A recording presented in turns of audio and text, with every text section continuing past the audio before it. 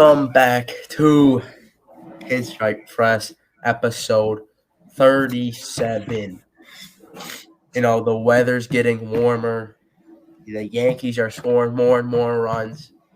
What a start to spring. Am I right, Mike? Yeah, I mean, couple of really, really fun games. Vibes are up right now. Taking this series against the Brewers, 2 back-to-back 15-run games for the Yankees. And, yeah, I guess, temps are getting up there, and the bats are getting hot with the temp. So, good little bounce back, especially against a really good Brewers team.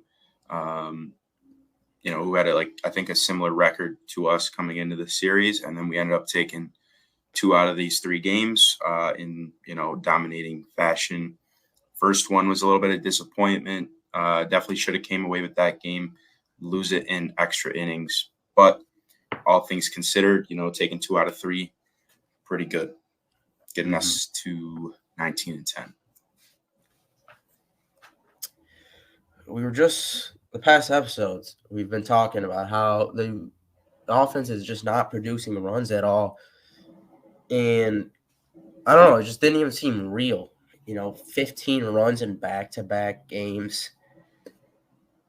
I mean, up and down the stat sheets, everyone's having multi-hit games. I mean, that was fun to see. And, but it's always good when you got position players on the mound pitching too. It means you're doing something right. Or it could be really bad. Yeah. Vice versa. But in this case, it was good. Yeah. What was I gonna say?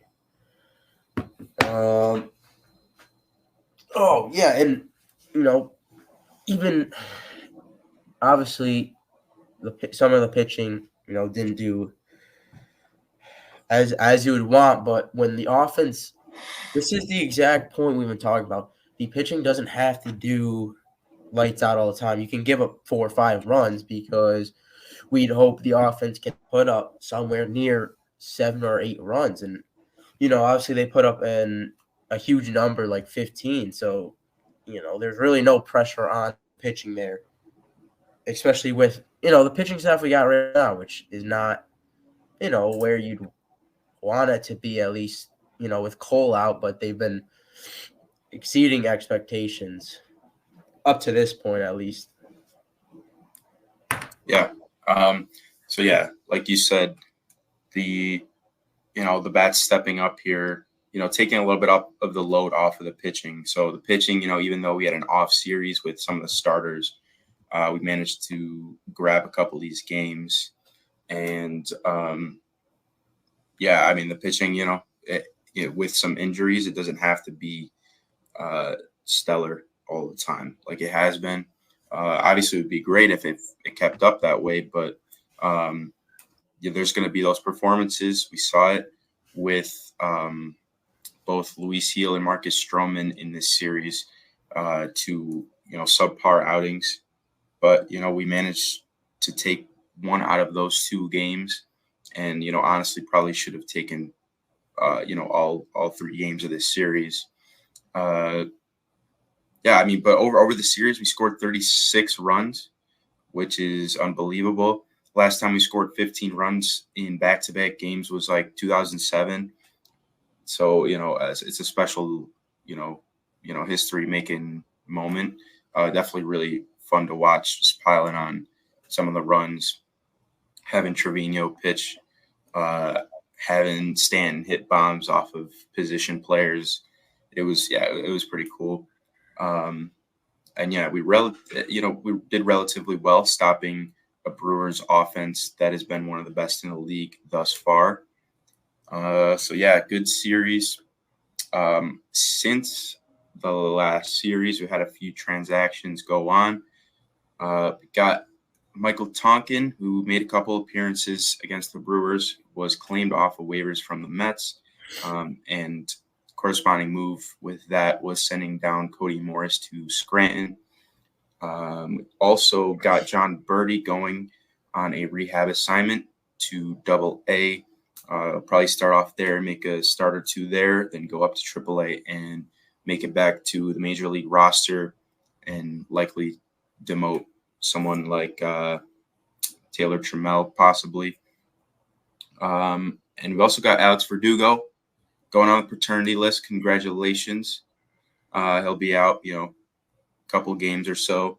And for the meantime, we've got up Carlos Narvaez, catcher from Triple A. So we'll just be carrying him on the roster for now, just as another bench guy.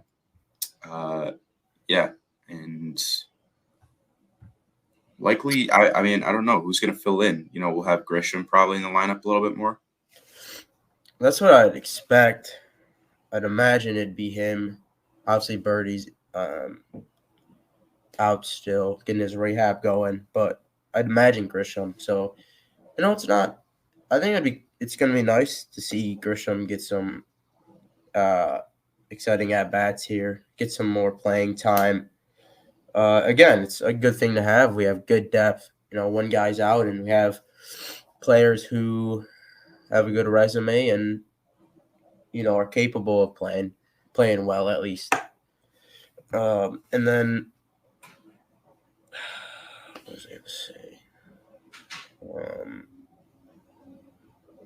And Verdugo, he probably will be out a couple of days. Then you think? Yeah, I mean, I'm pretty sure it's like minimum 1 game absence and like maximum 3 game. So somewhere in between that. It'll be interesting to see how the outfield will be configured while Verdugo's out, because he's been an everyday left fielder. So we'll have to have someone shift over there. It could just be Grisham in left field, but I'd prefer him going to center, maybe seeing Judge back in right, and then moving Soto over to left, which would, I'd like to see that. I think we need to get Soto a little bit more comfortable in left field. If Dominguez comes back, he should be the starting center fielder. Judge is not a left fielder, so he'd move over to right, and Soto and Verdugo would likely be splitting time in left field.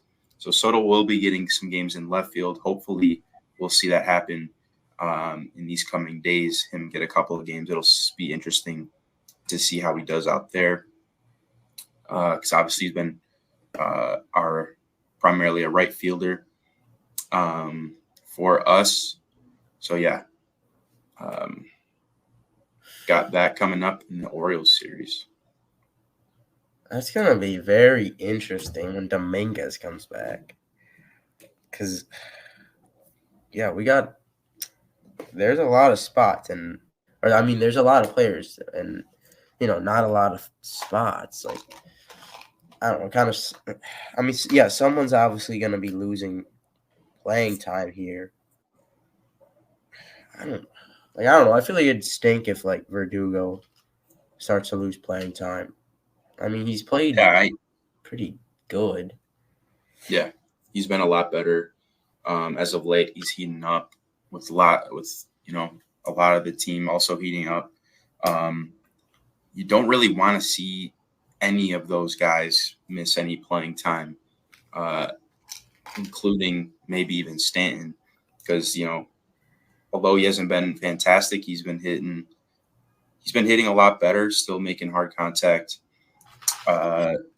So it'll be interesting to see who misses the playing time. I'm not saying that Dominguez is going to come back and be an everyday guy, because, I don't know if he necessarily deserves that over Verdugo and Stanton.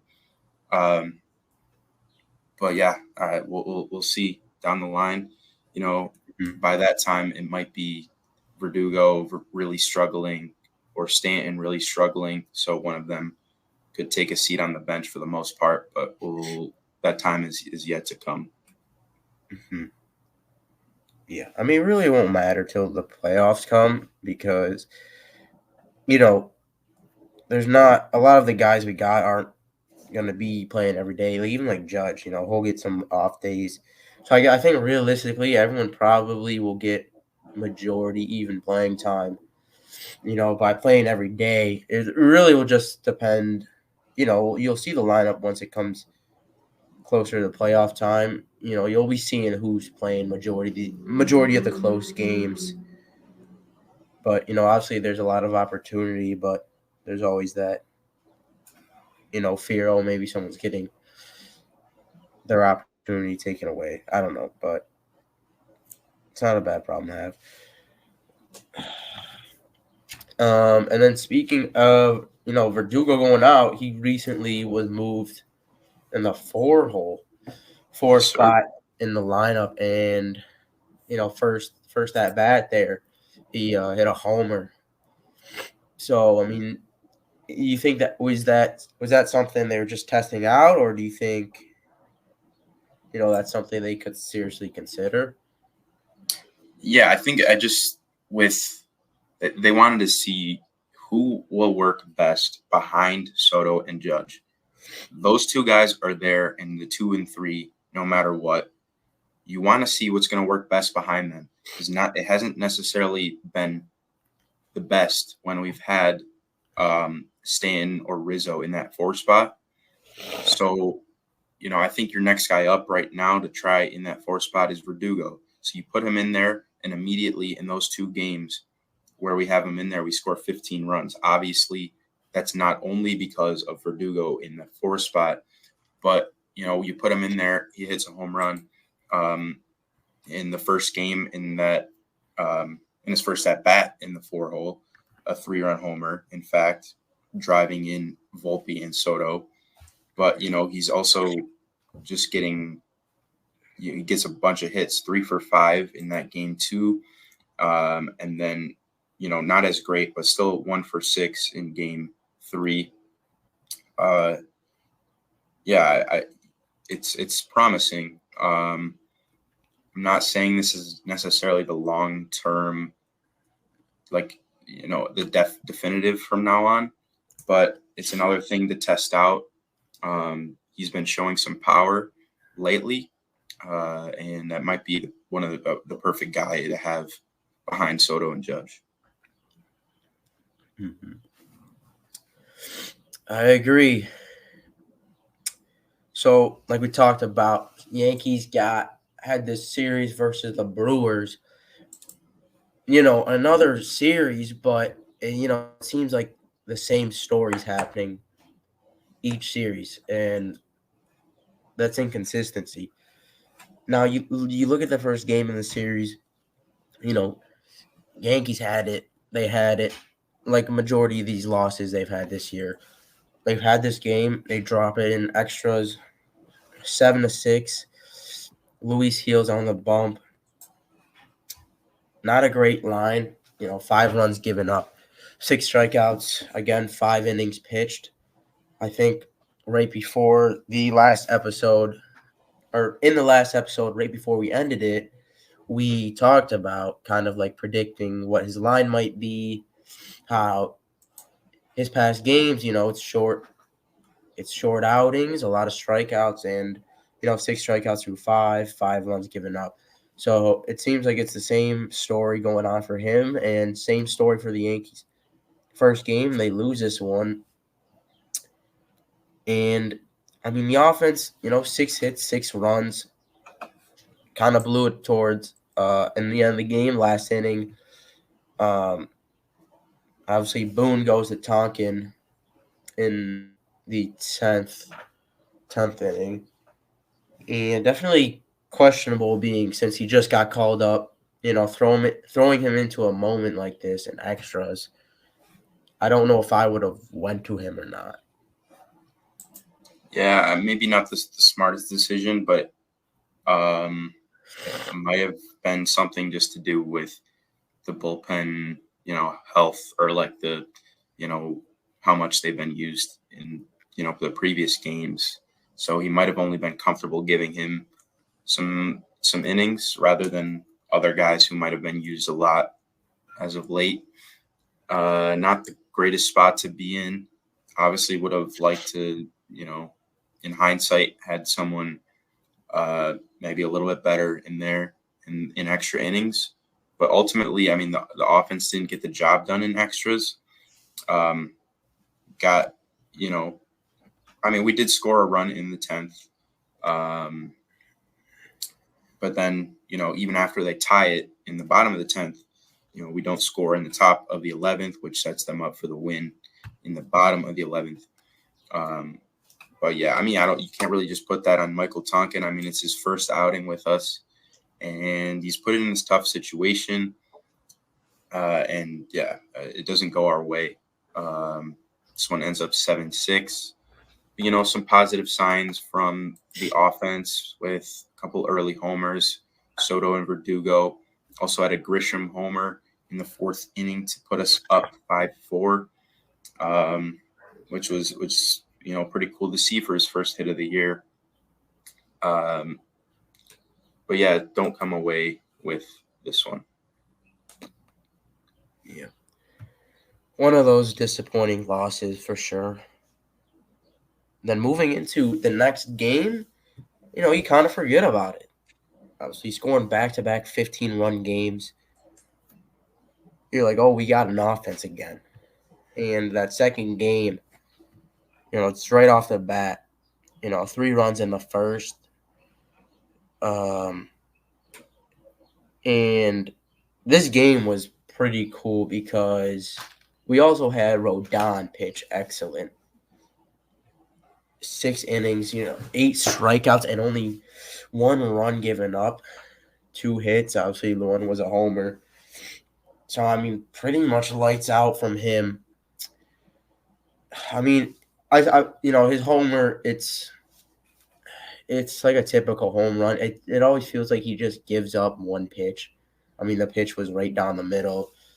Seems like every outing he does that. He just lets one go and, hangs one and obviously, gets a homer. But, he goes lights out. And, yeah, the bat's just, I just don't understand it. How some series we barely gets hits, and then this series we just, go off on the offensive side. Yeah, it's definitely a little confusing. But now, with Verdugo heating up, also Judge and Rizzo heating up, that'll explain a lot of it. They're carrying the load, along with Soto and Volpe as well. So yeah, it was definitely good to see the offense heating up. 15 runs in any game is special, but then to have it back-to-back games is it's great signs for things to come. Mm-hmm. Yeah, and 6 out of the 9 batters all had double-digit hits. So that's that's showing you it's more than just a couple guys. We're starting to see the whole team contribute. And, it went into the next game. This time, it started a little late, which, I remember seeing the game and it was 1-0 for, the first 4 innings. And then, 5th, 6th, and 7th, your phone's just blowing up. Yankees are scoring runs left and right. Obviously, 7-run 6th inning there. And, Stroman's on the hill. And honestly, you look at it 15-5. That's a great win. But looking at Stroman's stats, he only goes 4. Not really. It isn't good. You can't be going 4 innings again. We need to go the distance. And for a second, you thought this could be a game because they score 4. He gives up 4 runs in the 5th inning, and there's a chance okay, this we don't know how this Yankee team is.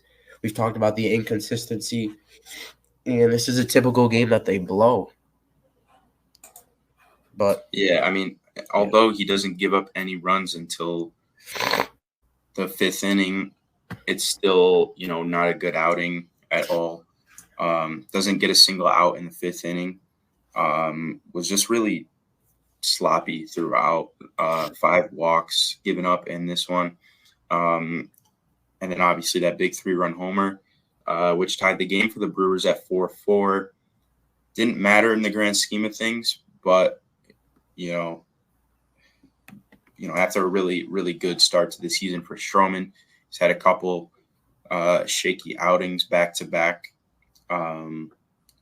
If our offense, stays hot, we can deal with that. But we've seen the struggles with the offense this season, so you can't count on them always to get the job done. And when you're giving up 4 runs and then giving it to the bullpen in the 5th inning, you're not setting up yourself for success.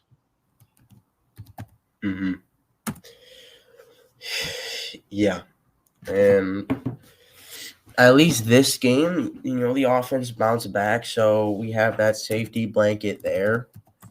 But, if it's a typical game, you're putting a hole there and, we end up blowing the game like we've seen, honestly, the first game of the series and a lot of the other games. But, luckily, again, I don't know what happened, but this offense just, maybe it was just being in Milwaukee, but they just, the bats are definitely hot. Yeah, it was, definitely really refreshing, and Judge has continued to, play really well in Milwaukee. Mm-hmm. Yeah, and, we hope that can continue to happen. And I think that's, looking back at this series, I'd say I think the gist of this series, kind of like the big headlines we can get into here, are Judge and Rizzo kind of, starting to get their groove going. I'd say definitely a bounce back series because right now, there's a lot of criticism going on with Judge. He's not been performing great, and there's some worry, but the season's obviously just starting. But him and Rizzo have been definitely talks because Rizzo's also in, I guess, a contract year, but he's going to be a free agent at the end of the year. So again, the Yankees got decisions to make for him. You'd like to keep him, but obviously, their big target this offseason will be Soto. But Rizzo's a guy, really, Rizzo and Judge, they're both the two guys who have been kind of the centerpiece of the order. And, we need them to get going. Yeah, absolutely. So we saw a little bit of that now in this series. Obviously, got to keep it going. Judge had the worst stretch of his career to start this season. So him picking it up, it was only a matter of time. So hopefully he keeps that going into the Orioles series where, it's another team he's historically hit really well against. So hopefully he keeps it up, gets on a streak. Yeah. Mm-hmm. So, yeah, based on this, I guess taking in all this information, you can tell this was obviously a good series, different than others. There's been, a lot of bad series, a lot of bad play, but I'd say this time, for the majority of it, it's been good. And I think it's perfect to lead into our good, bad, and ugly, specifically the good section. Just referred to one of them, Aaron Judge. This was a much-needed series for him. Really a much-needed series for the offense. I think to put up those runs definitely probably helped relieve some of these guys. Hopefully shook off any rust they got. But it was a good series for Judge. He got on base. He brought in runs too, which was the biggest thing. He's starting to put the ball playing more, getting hard hits because that was a big statistic too. It was, I forgot the exact number, but the percentage of hard hit balls has dropped tremendously from last year, which is very crucial because that's kind of the name of the game for some of these power hitting guys. Those exit velos really do something. You hit a ball 114 miles per hour off the bat. There's a good chance you're getting on base. So I think he definitely had a good series and gets the spot there. Yeah, great series from him.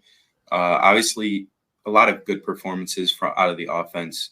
We could have given this good to multiple different players, but we decided to give it to Judge. It's just one of his best series of the season so far, and we're just glad to see the captain back uh, into his ways. Mm-hmm. Mm-hmm. Yeah. For bad, I think you have to go Luis Heel. 5 runs given up. Another short outing, and ultimately the Yankees lose that game too. So puts them in a hole, but night and day between game 2 and 3 of the series, at least on the offensive side. I mean, the offense still scores 6 runs in that first game, but Luis Hill did not help them all at any mean. Yeah, looking at that outing, I mean, not too many walks. I mean, we only gave up 2 walks in 5 innings. But the big issue in this one was the homers. Gave up a couple of 2-run homers, and that's another issue we've tended to see. When he's on his normal game, he's throwing and maybe doesn't have great command, not hitting the strike zone, and he's giving up a lot of walks. When he is hitting the strike zone, they're maybe not in the best places. Maybe some mistakes, which lead to some big homers. So, yeah, it's just cleaning things up. A young pitcher needs to clean things up, clean up his command and location. Mm-hmm. But a couple back-to-back, not so great outings for him. Yeah. He's slowly going, and I think you gotta believe in him. I think it's a low risk, high reward situation the Yankees are in right now. And Yankees got a good offense too, so you're not really taking again a big risk here. We're not relying on him by any means to put the team on a back carry like we do it kind of with Garrett Cole here. It's pretty much just go out there and just give us your best stuff and keep us in games. And he's done that for the most part. He's been definitely more. I don't know. It's been more show siding. Like he's put on a show, multiple high strikeout games. It looks good on paper, but then there's some effects that come with that. Walks a lot of guys there and also gives up runs. So there's been a lot of good and bad, but obviously in this game not great. And then similar again, I definitely think the starters probably took the bad end here of this series. Stroman not a great outing, very ugly to go 4 innings only, especially for him. A proven guy here. You'd like him to go more, and he's got to go more. We can't just keep relying on our bullpen like this because we've already dealt with injuries. We don't want to exhaust the arms and the pen. So it's not good. And obviously you get distracted by it because we win 15-5, but just an ugly outing from him. Yeah, and the results in that game, is 15-5. So it's a good result for the Yankees. But then you look at the pitching side of things. Stroman only goes 4 innings, and you have to use 5 guys out of the bullpen. That's over half the guys in the bullpen, and you're looking at now a bunch of guys that won't be available for the next game. So yeah, it puts the bullpen at risk, puts them in a bad position. So yeah, I think with Stroman, we know he has it, and even these outings aren't the worst in the world. They're not like what we're seeing, what we saw from Rodon and Severino last year, where they're giving up 6-7 runs in the first inning. We with this offense which has this potential to be this good, 4 runs at times can be acceptable. I think the main issue here is, how deep he's going into these games. Obviously, just didn't have it in this one, but definitely need to see him bounce back. Mm-hmm. Similar to Heel, we'll bounce back too, and I think it really all will change too once Cole comes back. Hopefully less pressure on this rotation, but will there be more pressure on Garrett Cole? What are the what expectations do we have on Garrett Cole? Are we I hope we don't hold him to you got to come back and you got to be 10 strikeouts a game type pitcher. I don't know. I guess I don't know what to expect for him to come back, because obviously he had that great season last year, and a lot of it was, torn apart from the poor play on offense. I don't know. I just don't know what to expect. Yeah, I mean, we still got a long way to go until we get him back. But he's Garrett Cole, man, he's gonna be good. We know that. So just hope he comes back healthy, and we just want him to stay in the rotation, not get re-injured. Because while he's in the rotation, he's gonna be good no matter what. Mm-hmm. Yeah. Yeah. Yeah, a lot of possible good moments to look forward to coming up this season. Some things are on the way, and there were a lot of good moments in this series as well. With that being said, let's head into our moments rankings for series in Milwaukee. And for this week's moments, we have Verdugo's homer in the cleanup spot. First time in the 4-hole this year. Goes yard. Was awesome to see. Grisham's first hit, 3-run homer. Yanks down 4-2. Clutch homer there gives us that lead back. And then, obviously, yesterday, Rizzo's 300th career homer as well. Where do you rank those? All right. Think I'm gonna have to put Grisham's 3-run homer in the 3 spot here.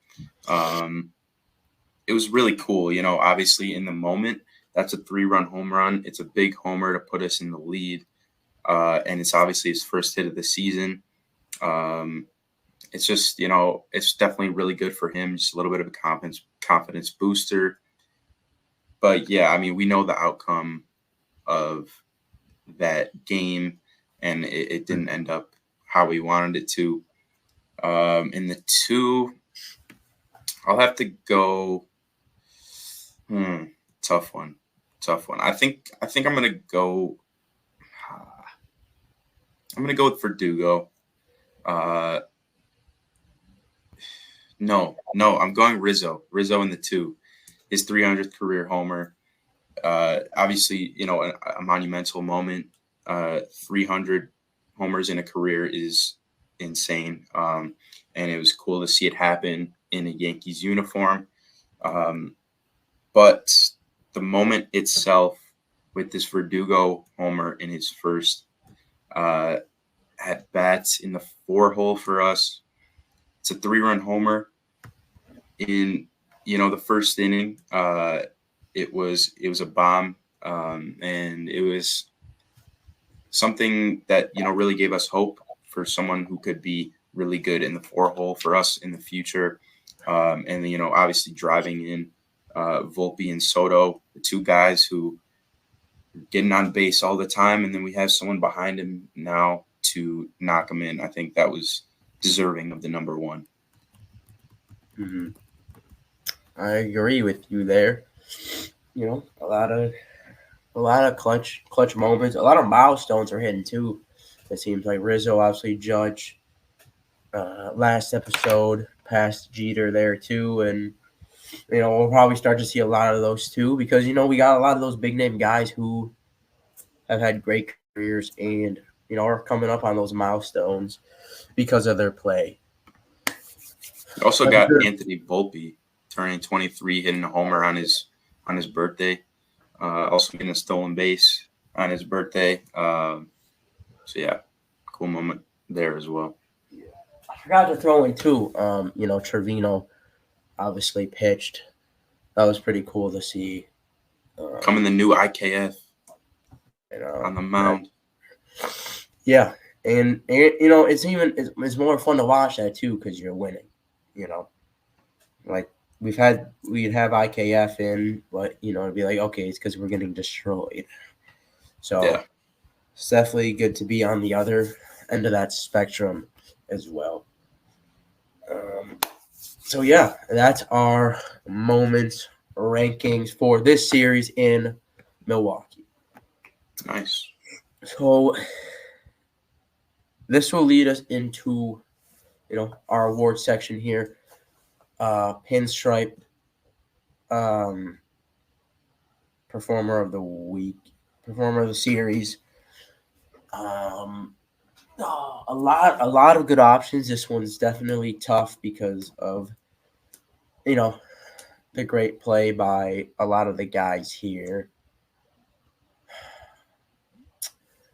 Oh, I think I might go.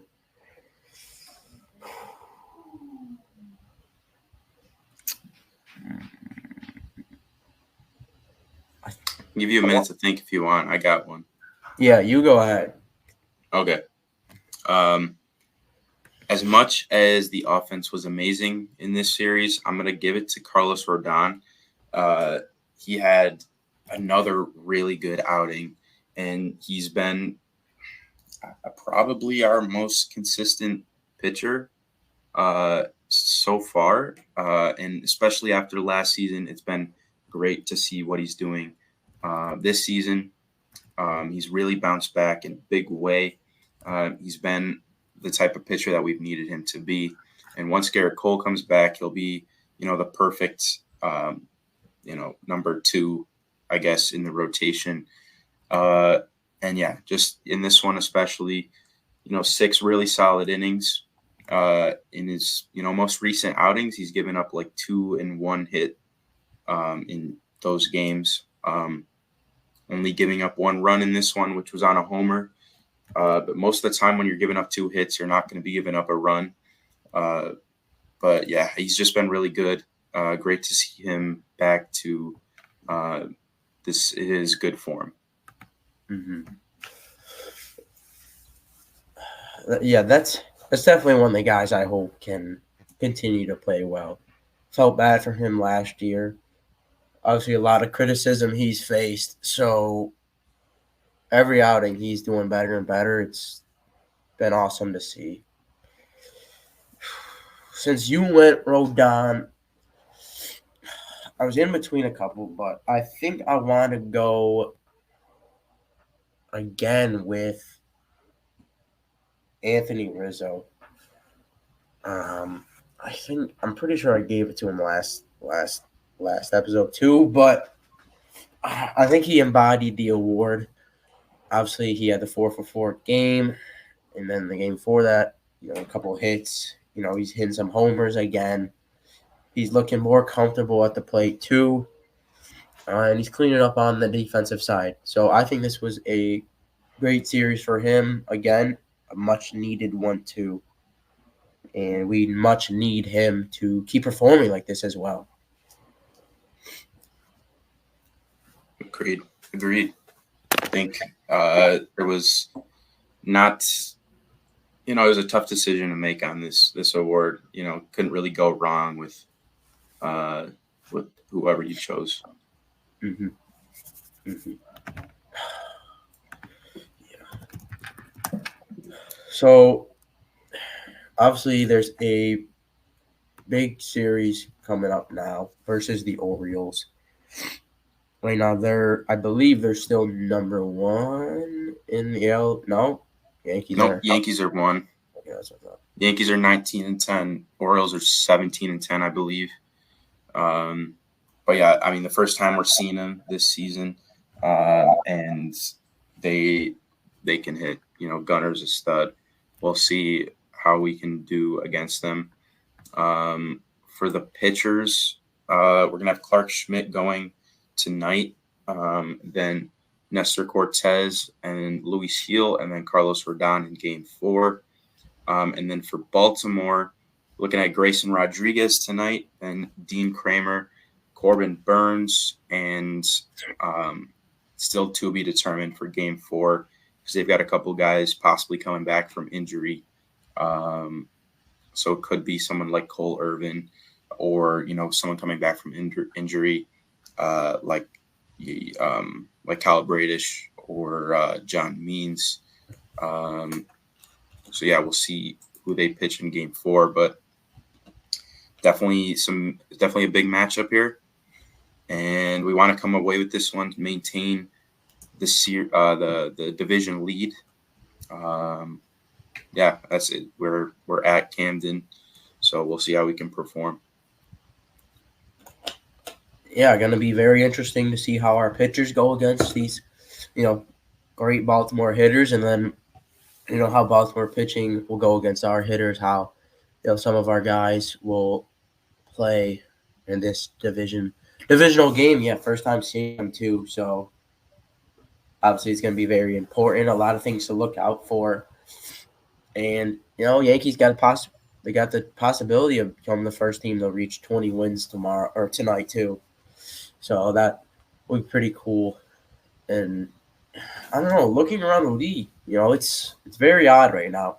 There's a lot of teams. I think if you go back to our episode where we kind of did our predictions for, over under on the win totals for a lot of these teams. I mean, right now we're probably wrong on a lot of them because there's a lot of, these good teams that have not been playing well at all. A lot of mediocre play from them. And yeah, it's just very, very crazy to see right now. Yeah. One thing I just saw, lineup card for the Yankees is submitted for tonight. Got Aaron Judge batting third, playing left field. Okay. Juan Soto sticking in right field, and Trent Grisham batting ninth, playing center. Interesting. Got Austin Wells batting sixth, ahead of Torres and Cabrera. Interesting. I don't know. I don't know if Aaron Judge has made a start in left field. I'm sure at some point he must have played left. But this is interesting. This makes me think that when Dominguez comes back, Soto will stay in right field. But it's a little perplexing to me. Yeah, do they just like Soto in right? I mean, both of them are very, I don't know, both of them are very, like, I don't know, every time they start to run, you kind of get nervous. I feel like Soto's very risky too. Like, sometimes he can be all over the place. But I don't know. Yeah, that's interesting. I mean, do you think it has something to do with Camden, though? Because if you remember left field, the walls moved back, so it's not as easy to hit it out. Like, I don't know if they're viewing something like, are they viewing that because Judge has the better arm? It's tough because, for Yankee Stadium at least, obviously the right field is a little bit easier to play just because, the short porch, less ground to cover.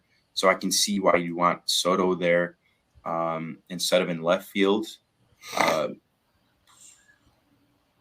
But, we've seen Soto play left field elsewhere, with Washington and in San Diego. So it's interesting because I looking at Aaron Judge's baseball reference, he doesn't have like any official like seasons of playing left field. I mean, there's some seasons where they count him as like just an outfielder, but I don't know. It's kind of confusing putting him there instead of Soto, who has played left. Yeah, I see zero career appearances in left field. I thought he played there when we got Stanton. No, Stanton used to play left for us. For some reason I thought when they moved Stanton to right, Judge got into left sometimes. Maybe not. Yeah, I mean, on his baseball references, it says 0 career appearances in left. Only played center and right field. I guess this will another thing to watch tonight. How he plays in the outfield. I mean, it's a far fence, so he's got a lot of. He's now got to have a lot of ground to take. So, yeah, that's a interesting decision there. Yeah, we'll see how that goes. Yeah. 3-game series in Baltimore. 4. Okay, 4-game series in Baltimore. A big matchup here. Early test for the Yanks versus obviously a team they'll be facing a lot in obviously these coming up years. They're going to be very good going forward. They're young, and let's see if the Yanks can win this one. Yeah, let's hope so. Get back to you most likely on Friday after this 4-game series. Yeah, hopefully it goes well. Go Yanks. Peace.